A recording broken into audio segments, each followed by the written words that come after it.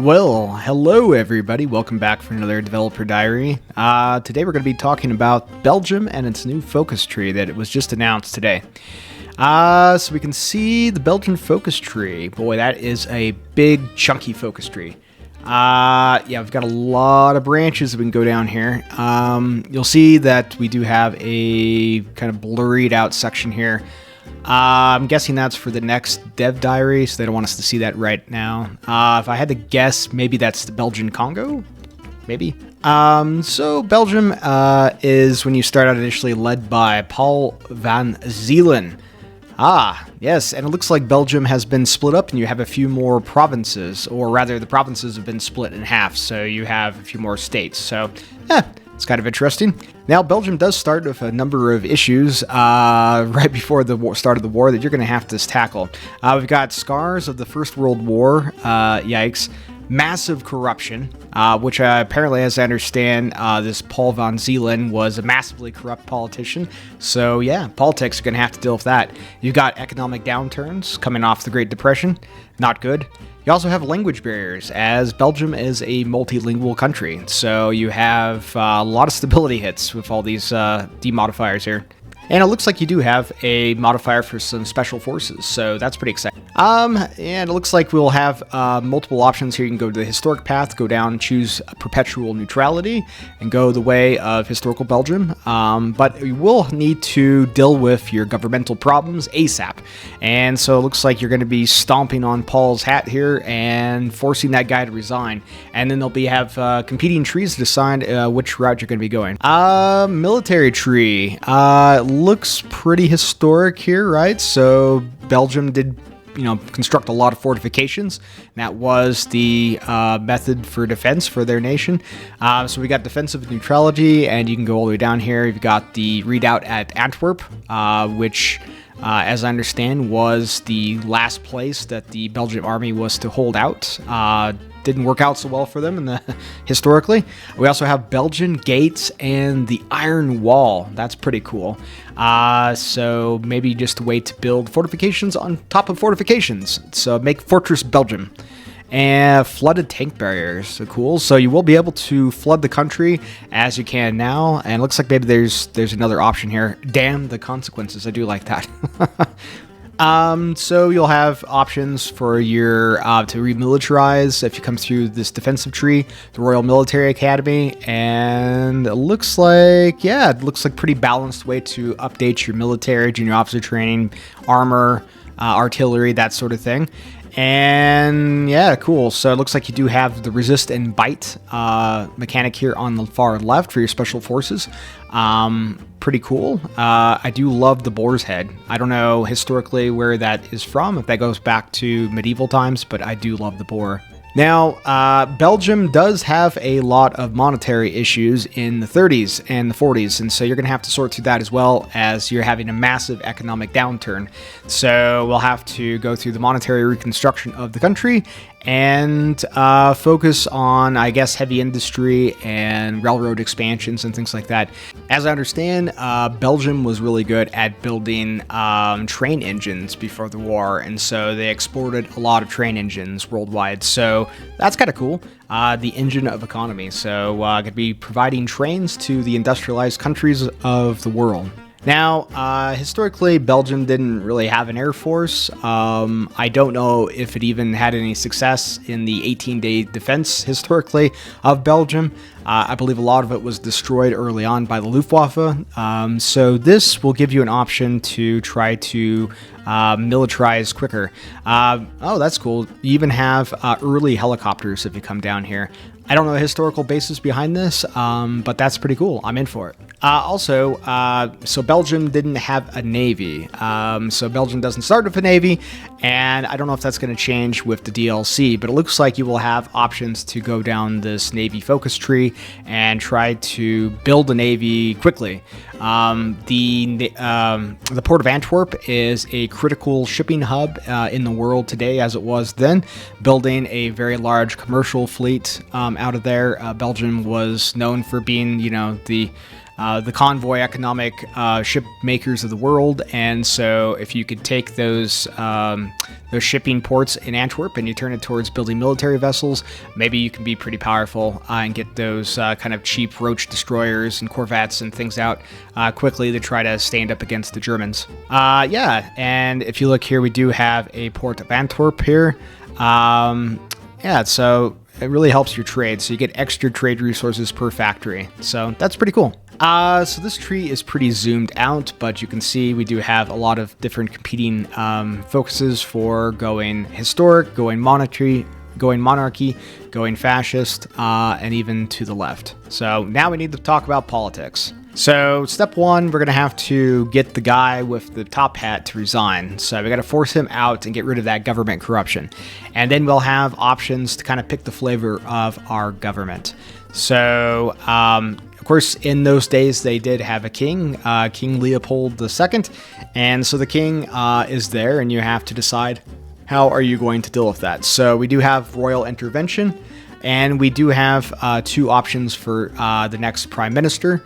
We have Paul here, which I understand is the historic prime minister, and then de Grelle here, which I believe was a fascist and is not well liked in Belgium, as in fact hated in Belgium. So, so if you go the historic path, you'll be able to work that way down this tree and dilate a plan here, which is effectively, I'm sure I'm mispronouncing that. I apologize. I am not Belgian, but and yeah, so it was the plan to hold Germany at that river, Diley River, and get the rest of the allies on board to flood into Belgium and basically turn Belgium into a World War I trench warfare type of situation for Germany again. And that obviously didn't work out so well. So there was a lot of competing factors for why they didn't work out, mostly incompetence, but that didn't work.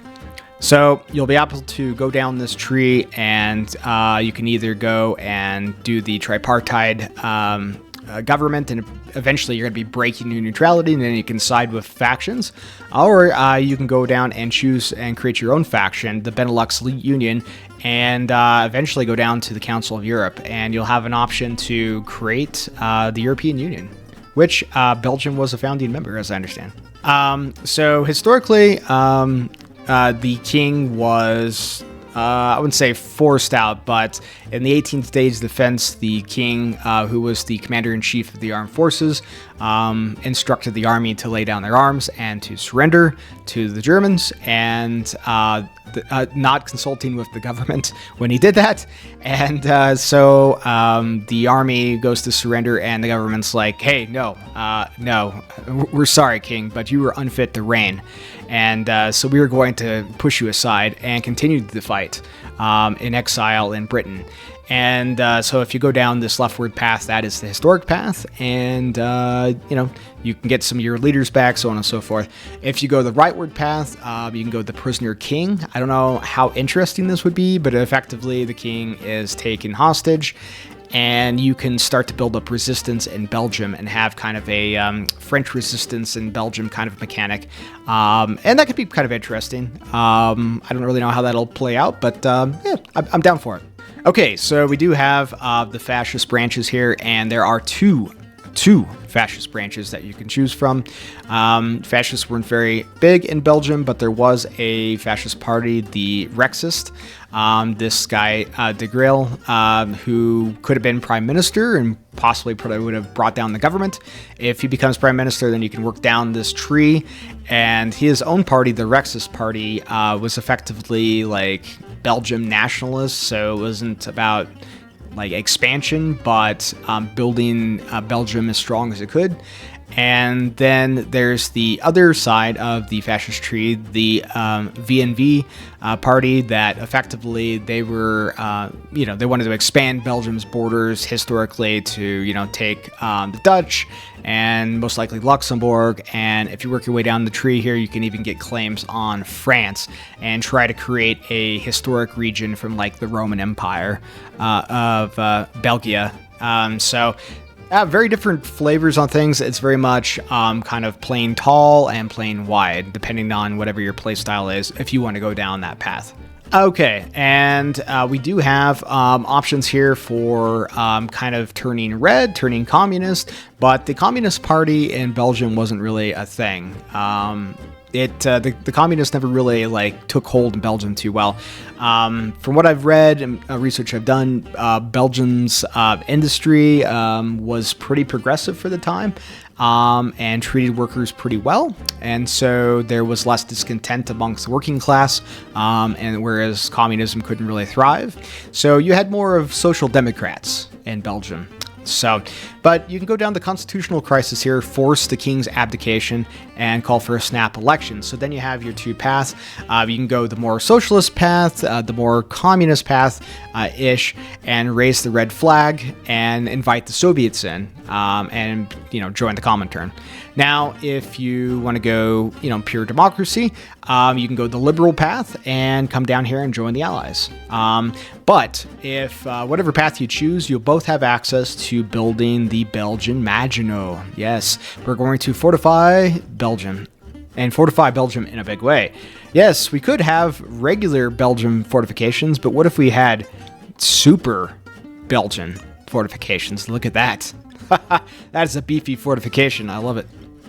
And even better, what about mobile fortifications? The mobile Maginot Line. Look at this thing. Look at this freaking tank. This is amazing. If you play as Belgium, you have to build this tank at least once. Come on, I mean, it's beautiful. Next up is the socialist communist path for Belgium here. So again, yeah, communism wasn't very big, and really, effectively, you're going to be kind of social democrats. So you can go down the Soviet path on the far left. Now, if you go down on the far right, all the way to the end here, you can create or support the European project and effectively create the European Union early, way early.